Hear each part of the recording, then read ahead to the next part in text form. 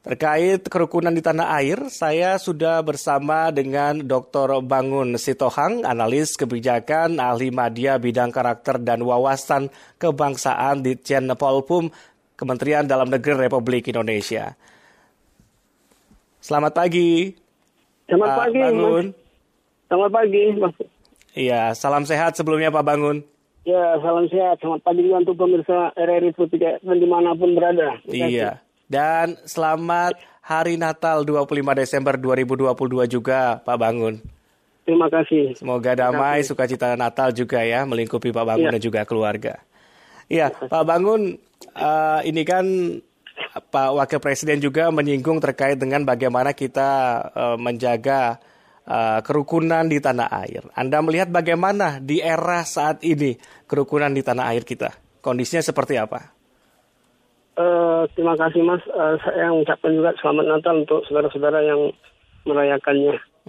Kalau dilihat dari kondisi kerukunan, saya pikir kita harus tetap nilai dalam perspektif yang berjalan baik. Kenapa kami katakan berjalan baik? Ya, kita selalu happy-happy saja kan di Indonesia. Apalagi tadi malam kita lihat semua berjalan begitu indahnya, ya, bentuk bagaimana silaturahmi antar anak bangsa. Gitu. Yang terbangun itu kan hubungan antar manusianya. Iya. Kalau hubungan manusianya dengan Tuhannya, yang masing-masing yang tidak boleh juga disamain. Gitu. Nah, jadi kalaupun misalkan saat ini kita pernah dengar ada percikan-percikan, saya pikir Indonesia ini luas, Mas. Itu yang pertama kita makna. Indonesia luas kita. Jangan karena satu titik kita anggap semua yang membagi bagian seperti itu. Jadi persepsi positif itu, positif thinking itu harus dibangun dengan rasa optimisme bahwasanya kita ini adalah Bhinneka Tunggal Ika. Jadi dibangun oleh keberagaman. Itu dulu dimaknai. Betul. Sehingga jangan kita mengatakan kita saja yang punya Indonesia. Nah, di situ kadang-kadang yang membuat kita ada riuh gitu. Kalau saya sih melihat sekarang ini cukup kondusif, apalagi kita pasca pandemi ini kita sudah kayaknya happy lah untuk beribadah gitu, tidak lagi kayak 3 tahun yang lalu atau tahun 2019-2020 itu kita agak ragu dengan diri kita sendiri gitu. Nah sekarang kita lihat banyaknya berkumpul dan sebagainya itu, karena kita yakin optimisme itulah ciri khas kita sebagai satu bangsa religius. Nah kalau dikaitkan kerukunan tentu ujungnya itu adalah harmoni yang dibangun gitu. Ketika terjadi harmoni, kata damai ada. Kalau ketika ada damai, ada tentram tertib. Nah, ini masuk dalam lingkup kebangsaan, tentu tetap kita saling menjaga silaturahmi. Dari dulu saya bicara dimanapun, yang penting dibangun dalam diri setiap insan manusia itu adalah silaturahmi. Ketika dia membangun silaturahmi, kita bisa saling sapa, seperti kita pagi ini kan, saling sapa Indonesia gitu. Kenal sayang, tak kenal maka tak sayang. Sehingga ketika seorang bangun, nama saya bangun, ketika saya di jalan, ada yang tidak kenal saya, mungkin saya terpeletok, orang diam saja. Tapi begitu kenal, Mas bangun. Nah, seperti itu harus dibangun seluruh Indonesia ini, kita saling menyapa. Ketika tidak saling menyapa, disitulah muncul kita saling curiga, saling melihat sana sini. Nah, ketika kita saling kenal, sayang, dan hidup itu harmoni dan rukun. Kalau Mas bilang tadi bagaimana untuk kerukunan Indonesia, kalau saya objektif melihatnya cukup baik. Kalau misalnya ada yang belum kita lihat hal-hal yang belum pas, itulah tugas kita sebagai warga bangsa, baik aparatur atau masyarakat biasa. Jadi tidak tanggung jawab pemerintah saja. Pemerintah itu kan lebih kepada regulasi yang ditetapkan. Tapi hakikat dari kerukunan itu ada di masyarakat. Gitu, Mas. Pak Bangun, kita juga sudah bersama dengan Profesor Dr. Phil Al-Makin. Kita ngobrol bareng ya, Pak Bangun ya. Guru Besar Universitas Islam Negeri Sunan Kalijaga, Yogyakarta, Profesor Dr. Phil Al-Makin. Selamat pagi, Prof. Selamat pagi, Mas Randy. Ya, salam sehat, Prof. Dengan Pak Bangun juga nih, dari Kemendagri. Selamat pagi, Pak Bangun. Terima kasih, Pak Maafin, Pak Rektor. Baik, Pak Bangun dan juga Prof, kita kan pagi ini membahas terkait bagaimana yang disampaikan juga oleh Wakil Presiden, bagaimana tetap setia menjaga kerukunan di tanah air. Ini saya tadi sudah sempat tanya kalau ke Pak Bangun ya, bagaimana Pak Bangun melihat kerukunan di tanah air dewasa ini. Nah, kalau menurut Prof sendiri bagaimana Prof melihat kerukunan di tanah air hingga saat ini, di era saat ini? Ya, saya sangat optimis ya kalau persahabatan antar warga ini tetap ditingkatkan. Dan saya yakin kebanyakan dari warga Indonesia mendukung adanya persahabatan ya. Jadi dalam tradisi demokrasi kuno, baik di Yunani maupun di Romawi, citizenship atau kewarganegaraan itu harus selalu bergandengan dengan persahabatan, friendship ya. Dan saya kira itu harus dipraktekkan di Indonesia ya. Persahabatan ini tanpa memandang bulu, apapun agamanya, apapun imannya, apapun etnisnya, bahasa dan tradisinya. Seperti Natal ini, kita harus merasakan persahabatan itu. Jadi yang merasakan dan merayakan Natal, ya kita semua, tidak hanya umat Katolik atau umat Kristen, tetapi kita semua umat Islam, Hindu, Buddha, Konghucu, dan mungkin aliran kepercayaan juga bersama-sama merayakan dan bergembira saat Natal, karena Natal itu ya ajakan untuk bersahabat gitu. Sama juga dengan Idul Fitri, sama juga dengan Galungan dan Kuningan dan juga Nyepi gitu ya. Nah, dengan begitu maka spirit atau semangat persahabatan ini dipraktekkan secara nyata, tidak hanya teori. Ya, mari bersama-sama kita mencari teman, merayakan Natal bersama-sama, mengucapkan selamat Natal minimal, dan ya itulah inti dari kewarganegaraan, citizenship. Begitu. Ya, karena kita kan pluralisme begitu ya. Ini kalau tidak dijaga ini bahaya sekali tentunya ya. Nah, tapi kalau kita lihat juga kemajuan teknologi, kemudian masifnya penggunaan media sosial, ini kan seringkali menjadi pemicu pertengkaran juga ya. Tapi bagaimana ide Anda nih, Prof, agar ini bisa kita antisipasi dan justru sebaliknya ya, kita harus bisa menggunakan teknologi sebagai alat untuk meningkatkan kerukunan di tanah air. Itu gimana, Prof? Sebelum saya ke Pak Bangun. Betul. Ya, ini ada banyak kemajuan ya. Kita harus syukuri.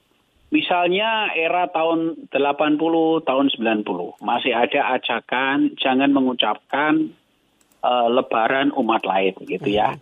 Begitu juga di awal tahun 2000. Masih ada ajakan itu dan sambutannya cukup meriah ya. Ajakan jangan mengucapkan Natal, jangan mengucapkan Nyepi, jangan mengucapkan Galungan ya. Tetapi saat ini, periode sekarang ini, orang tidak lagi membicarakan itu, tapi langsung praktek. Kita bisa lihat di Instagram, di Facebook, di Twitter, banyak sekali orang mengucapkan Natal itu, walaupun imannya Muslim misalnya. Dan ini adalah sebuah kemajuan. Dan kemajuan ini mari jangan kita diskusikan, tapi mari kita praktekkan. Mari kita ucapkan Natal kepada kawan-kawan kita. Dan saya kira Natal ini milik bersama. Tidak harus orang mengucapkan Natal itu kemudian beribadah dengan cara gereja. Tetapi Natal ini milik semua umat. Dan faktanya memang begitu. Dan era globalisasi itu mengajarkan seperti itu. Jadi siapa yang memberi tempat dan memberi ruang kepada tradisi dan kepercayaan dan iman lain, ya dia yang akan kuat dan dia yang akan menang gitu. Jadi kemenangan itu diraih dengan cara menang secara bersama-sama gitu ya. Dan saya kira juga begitu, orang beriman itu kalau Anda beriman atau faith, Anda juga harus memberi ruang kepada iman lain. Piety mean interfaith ya. Belief mean also interbelief ya.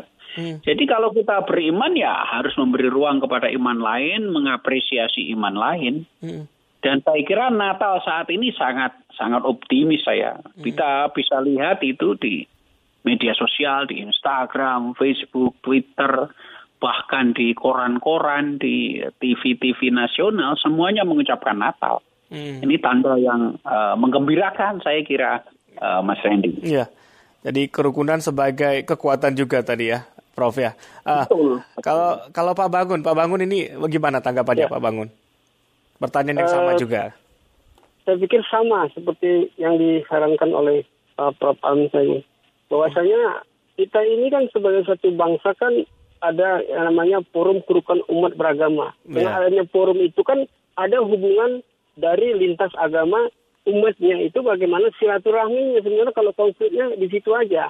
Jadi ada hal-hal yang kurang pas atau kurang cocok dalam dimensi kehidupan sosialnya, itu yang perlu didiskusikan. Kalau dia masuk kepada ranah-ranah di internal agama itu sendiri, itu hak masing-masing. Tapi yang perlu dibangun adalah bagi silaturahmi.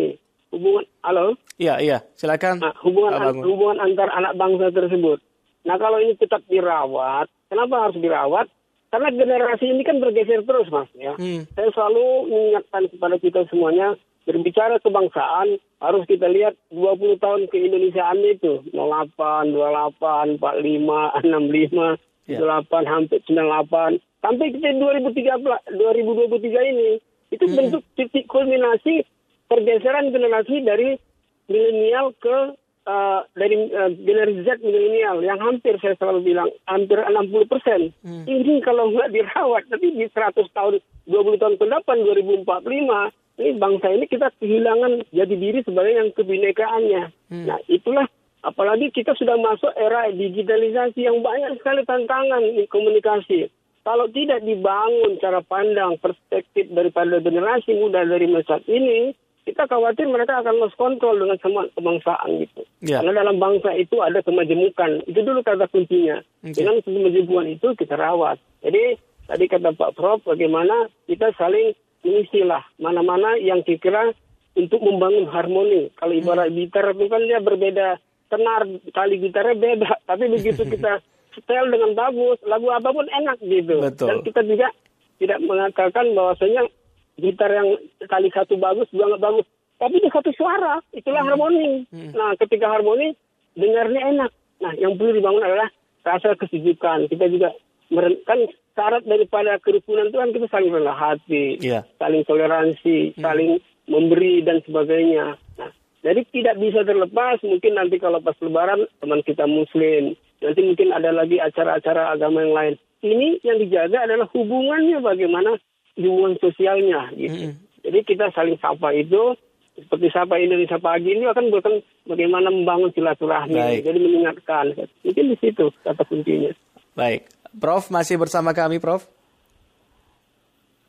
Halo, terputus nampaknya ya. Kami coba kembali menghubungi dan Pak Bangun sambil kami coba kembali menghubungi Prof.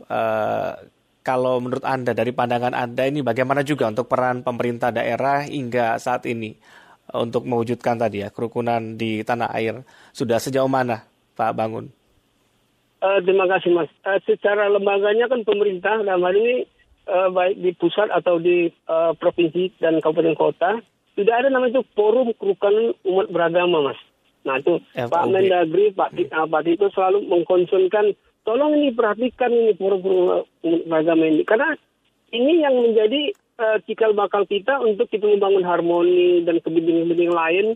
Kalau ini, karena kalau menyangkut keyakinan itu kan tidak bisa ada, tidak empirik ya. Mungkin kalau misalkan membangun jalan apa cepat kita bisa ukuran ada volumenya. Tapi kalau menyangkut keyakinan dan sebagainya, ini harus dijaga bagaimana keseimbangannya dalam hubungan tata laku sosialnya. Itulah FKUB selalu digelorakan oleh Pak Mendagri, Pak Tito, bagaimana dibesarkan di daerah itu dalam volume untuk saling silaturahminya. Nah makanya kita lihat sekarang penganggaran untuk FKUB di penekanan Pak Mendagri sendiri, kita tekankan wajib setiap daerah itu memperhatikan yang khususnya FKUB. Karena dari zaman kita merdeka itu, pasca merdeka itu di sini persoalan-persoalan itu di situ, gitu, kepekaan. Nah ini terjadi karena kita tidak bisa menafikan bahwasanya setiap lintas generasi pasti bergeser. Gitu. Apalagi era IT sekarang, Mas ya. Kita lihat era IT sekarang, banyak kita lihat di YouTube beritanya seolah-olah benar. Begitu kita ikuti endingnya salah. Nah, ini era-era sudah berbuat. Kita sudah kembali tersambung bersama dengan Profesor untuk pagi hari ini. Prof Phil Al-Makin. Prof, halo. Halo, selamat pagi. Terputus tadi, Prof. Mohon maaf nih. Iya, waktu kita sangat singkat pagi hari ini. Mungkin terakhir mungkin ada yang ingin Prof sampaikan ya sebagai closing statement juga dari topik perbincangan kita pagi hari ini. Ya, baik. Jadi kita patut bersyukur bahwa Indonesia ini dianugerahi dengan keragaman dalam iman. Dan patut kita syukuri juga saudara-saudara kita banyak yang merayakan Natal, dan Natal ini sangat menyumbang keragaman dan tradisi tersendiri ya. Umat Katolik dan umat Kristen merayakan, dan pada Natal kali ini betul-betul kita rasakan. Ya, jadi Natal ini berkah tidak hanya bagi gereja tetapi juga bagi umat lain. Dan Natal ini juga menyinari ya bahasanya, menyinari Indonesia dan menyinari dunia. Dengan kita bersama-sama merayakan Natal, menunjukkan bahwa kita betul-betul menghargai iman lain sekaligus menghargai iman kita. Bertambah kita beriman, bertambah kita khusyuk, bertambah kita taat beragama, bertambah kita menghormati agama lain. Saya kira begitu. Baik, terima kasih Pak Bangun, terima kasih Prof untuk waktunya perbincangan pagi ini bersama pendengar Pro 3 RRI tentunya ya. Semoga ini juga semakin disadari oleh pendengar kita karena agar kita terus bisa menjaga ya Bhinneka Tunggal Ika ini. Walau berbeda-beda kita tetap satu, makanya kita harus terus menjaga kerukunan di tanah air ya, Prof. Dan juga Pak Bangun. Terima kasih. Terima kasih, selamat pagi. Selamat Natal. Terima kasih ya. Demikian pendengar, kami sudah berbincang bersama dengan dua narasumber kami, Prof. Dr. Phil Al-Makin, Guru Besar Universitas Islam Negeri Sunan Kalijaga Yogyakarta, dan juga Dr. Bangun Sitohang, Analis Kebijakan Ahli Media Bidang Karakter dan Wawasan Kebangsaan Ditjen Polpum Kementerian Dalam Negeri Republik Indonesia, terkait bagaimana ini merawat kerukunan di tanah air. Dan kita akan jelang penyampaian Warta Berita pukul 8 pagi waktu Indonesia Barat. Dan untuk itu tetaplah bersama kami.